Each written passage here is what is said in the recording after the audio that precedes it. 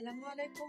কেমন আছেন সবাই? আশা করি আপনারা সবাই ভালো আছেন এবং আলহামদুলিল্লাহ আমিও ভালো আছি। তো চলে আসলাম আরেকটা নতুন ব্লগ। তো অনেক দিন ধরেই ব্লগটা করছি, তো এটা ঠিক কবে কত রোজার মানে কোন রোজার ইফতারের ব্লগ ছিল আমার এখন আসলে মনে নেই।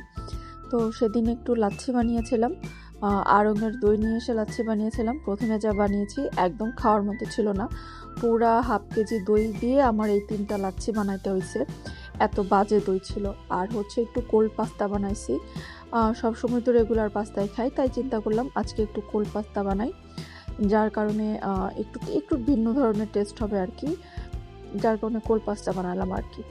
আর এই যে দেখেন একটা মজার ব্যাপার, এই যে মশাইকে তো অনেকবারই দেখিয়েছি আপনাদের, তার কাজই হচ্ছে বাসায় আসা, আর হচ্ছে মেন গেট দিয়ে যখন ডেকে ডেকে না পায় তখন এই বারান্দাতে আসে। আর এই দিন কিন্তু আমাদের ডাকে নাই, সে প্রায় সকাল থেকেই এই বারান্দায় এসে দুই হাত পা দুই দিকে সরাই দিয়ে মানে আরাম করে ঘুমাচ্ছিল। তারপর কিছুক্ষণ পরে উঠছে, সে কিন্তু ডাকে নাই, এটা তার হচ্ছে ঘুমানোর জায়গা, মানে এই গরমের মধ্যে একটু ঠান্ডা পায়, এখানে এসে আরাম করে ঘুমায় আর কি। আর এটা হচ্ছে অ্যাকচুয়ালি কবে ডেটটা আমার মনে নাই, তবে ভোরবেলার দিকে, ইদানিং আবার একটু ভোরবেলা ওঠা শুরু করেছি, মানে একটু চেষ্টা করতেছি আর কি। আর এটা ছিল ভাইয়ারও তো ক্লাস ছিল, যার কারণে এমনিতেই সকালে উঠতে হয় ও যাওয়া পর্যন্ত। তো ভোরবেলার আকাশটা দেখতে খুব ভালো লাগছিল, আর ভোরবেলা একদম শান্ত একটা পরিবেশ। আর রোজা শেষ, তাই আমার নিয়মিত আবার গরম পানি খাওয়া তা আবার শুরু করেছি। তো ভোরবেলা উঠেই আসলে গরম পানি খাচ্ছিলাম, আর বাইরের চারপাশের আকাশটা দেখতে, পরিবেশটা দেখতে খুবই ভালো লাগছিল, একদম ঠান্ডা নীরব, শুধু পাখির কিচিরমিচির আওয়াজ শোনা যাচ্ছিল। আর সাথে আমাদের রান্নাও কিন্তু শুরু হয়ে গেছিলো, কারণ আমাদের বাসায় এখন ভোর 7টা থেকে বিকাল 3টা পর্যন্ত গ্যাস থাকে না। তো আম্মু এখানে হচ্ছে মাছের মাথা রান্না করতেছিল। আমার খেতে একদম ভাল লাগে না, কিন্তু আম্মু মোটামুটি অবশ্যই মজা করে রান্না করে, বাট আমার মাছের মাথা দিয়ে ডাল দিয়ে রান্না করুক, আলু দিয়ে রান্না করুক, খেতে খুব একটা ভাল লাগে না। তাই আম্মু এটা অনেক যত্ন সহকারে রান্না করতেছিল যেন খাই, কিন্তু ওই দিনকার রান্নাটা ভালো ছিল, ভালো হয়েছিল আর কি। আম্মুর একটু ঝাল টাল দিয়ে ভালো করে রান্না করছিল, বাট যতই ভালো করে রান্না করুক না কেন, মাছের মাথা দিয়ে আমার কিছু আসলে খেতে ভালো লাগে। আর এটা 2-1 দিন আগের, আম্মু হচ্ছে মশলা পিঠা বানানোর জন্য বললো, মানে আম্মুই বানাইছে, আমি টুকটাক আর কি হেল্প করছি, যেটা আমার দ্বারা হয় না, আমি ছোটো বড়ো মোটা মোটা বানাই ফেলছিলাম। তারপর আম্মু বানাইছে, আমি আর কি সবগুলো আধা ভাজা করে রেখে দিয়েছিলাম। প্রায় 60টার মতো মশলা পিঠা সেদিনকা বানানো হয়েছে। চালের গুঁড়া আম্মু অনেক আগে করে রাখছিল, তো গুঁড়াগুলো তো এমনিতেই নষ্ট হয়ে যায় দেখা যায় পরে, যার কারণে একবারে মশলা পিঠা বানায় রাখছে। অনেকে আবার এগুলোকে নুন পিঠাও বলে। আর এরপর হচ্ছে আজকে সকালবেলায় বের হচ্ছিলাম আম্মুর সাথে একটু বাজার সদাই করতে। ইদানিং ঘুমের চোটে তো বের হই না, তো আজকে বললাম আজকে বের হব। আর বের হয়ে দেখলাম পয়লা বৈশাখের আয়োজন শুরু হয়ে গেছে অলরেডি। ধানমন্ডি রবীন্দ্র সরোবরে কিন্তু মেলা শুরু হয়ে গেছে, দেখতেই পাচ্ছেন 13 এপ্রিল থেকে শুরু হয়েছে, তো মানে আজকে থেকে শুরু হচ্ছে আর কি মেলাটা। আর এখানে আম্মু হচ্ছে কলা কিনলো, অনেকদিন ধরেই কলা কিনতে যাচ্ছিলাম, কিন্তু কেনাই হচ্ছিল না, কারণ আমরা বাসা থেকে বের হচ্ছিলাম না। আর বাসার কাছে যেগুলো যায় মানে পাওয়া যায় না আর কি, মোট কথা যখন ঘুম থেকে উঠে খুঁজতে যাই তখন আর পাই না, আর বাসা থেকে বের না হলে ভাবে কেনাও হয় না।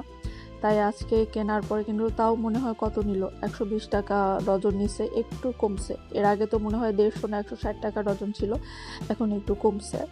তো সকালবেলা উঠে আসলে এরকম সব কিছু ফল একসাথে দেখে মনে হচ্ছিল সব কিনে নিই। আর এখানে আমরা একটু মাছ কেনারও ট্রাই করতেছিল, বাট মাছওয়ালারা দাম একটুও কমায় নাই। তো অনেক দিন পর আবার ধানমন্ডি লেকে আসলে সকাল সকালে এরকম বাজার করতে আসলাম, নাস্তা করতে আসলাম। আর এখানে তো দেখতেই পাচ্ছেন ধানমন্ডি লেক কিন্তু অলরেডি সাজানো হয়ে গেছে। তো পহেলা বৈশাখে কিন্তু অবশ্যই অবশ্যই ধানমন্ডি লেকে এসে আপনারা ঘুরে যাবেন, কারণ এখানে অবশ্যই মেলা হবে, মেলাটা 18 তারিখ পর্যন্তই হবে। তো এখানে তারপরে এই পাশের ওই রবীন্দ্র সরোবরের এই পিছনের দিকেও তো আরও বাজার বসে, আপনাদের সাথে আমি এর আগেও শেয়ার করেছি। ওখান থেকে আম্মু টুকটাক কিছু আপেল কিনলো, কিছু ফল কিনে নিলাম, একটা তরমুজ কিনলো, টুকটাক জিনিসপত্র আর কি কেনা হলো। এগুলো তো মোটামুটি আগে হচ্ছে ইউনিমার্ট থেকে বা মিনাবাজার থেকে কিনতাম, তো দেখলাম আর কি বাইরে যদি একটু দাম কম পাওয়া যায়। কিন্তু ধানমন্ডির এই বাজারে কিন্তু দাম কম থাকে না, দাম বেশি থাকে, দাম কম থাকে বললে ভুল হবে।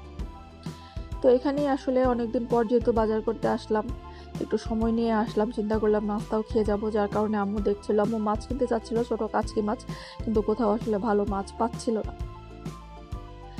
তো তো এই তো বাজার করতে করতে শেষ পর্যন্ত নাস্তা করতে বসছিলাম, কিন্তু নাস্তা করতে বসার সময় আর ভিডিও করিনি। আজকে একটু অন্য জায়গায় নাস্তা করতে বসছি। এত বাজে নাস্তা ছিল, মানে ভাজিটা যে এত বাজে ছিল, শুধু মরিচ ঢেলে দিছে আর সিদ্ধ সবজি, একদমই খেতে ভাল লাগে নাই। তারপরে আর কি করা, পুরোটা তো খেতেই পাইনি, শুধু পরোটা যেহেতু 2টা নিয়ে নিয়েছিলাম, 2টা পরোটা বাসায় নিয়ে এসে আবার চা বানায় সে পরোটাতে খাইছি। আর এখানে আম্মু আপেল কিনতেছিল। এখন এর কাছ থেকে না কার কাছ থেকে যেন আপেল নিয়েছিলাম আগে, ভালোই ছিল। আর এরপর আমার খুব শখ করতেছিল চুড়ি কেনার জন্য। এই কাশ্মীরি চুড়ি কেনার ইচ্ছা ঈদের মধ্যেও ছিল, কিন্তু যখন ইচ্ছাটা মানে চরম পর্যায়ে চলে গেছে তখন আর কেনার সময় ছিল না। আর তখন গাধার মতো আমার মনেই নাই যে রেটিক প্লাজার সামনেই তো চুড়ির একটা মেলা সবসময় বসে, পয়লা বৈশাখের মধ্যেও বসে, ঈদের মধ্যেও বসছে, এখানে এসে দেখলেই পারতাম। কিন্তু ওই যে অলস, ঘর থেকে বের হই না, দেখবো কোত্থেকে। তো আজকে চিন্তা করলাম আজকে আসবো। তো এখানে কিনতে আসলাম, কিনতে এসে দেখি বাবারে বাবা, একটা চুড়ির যা দাম, বিশাল দাম। আর কিনতে গিয়েও একটা গড়বড় ঘটাইছি, যদিও এক সেট কিনে নিয়ে গেছি, কিন্তু একটা গড়বড় হয়েছেই। আমি কিনতে আসবো আর গড়বড় হয় না, তাই কি হয়, যাক তাও এক সেট কিনে নিয়ে গেছি। তো এই ছিল আমার আজকের ছোট্ট একটা ব্লগ। অনেক দিন পর আপনাদের সাথে একটা ব্লগ শেয়ার করলাম। জানি না কেমন লেগেছে, আশা করি ভালো লাগবে। আশা করি আগামীকালকের পহেলা বৈশাখ আপনাদের সবারই খুব ভালো যাবে। ঢাকায় অনেক জায়গায় মেলা হচ্ছে, সবাই কিন্তু ঘুরতে যাবেন। সবাইকে ঘুরতে যেতে বললাম, আমি নিজে যাবো কিনা তা কিন্তু আসলে জানি না।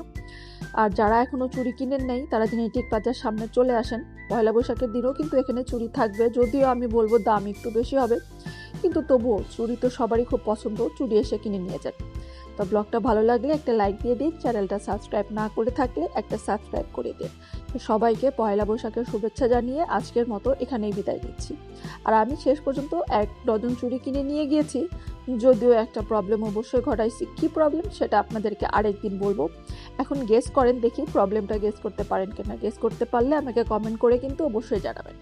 তো সবাইকে পয়লা বৈশাখের শুভেচ্ছা জানিয়ে আজকের মতো এখানে বিদায় নিচ্ছি।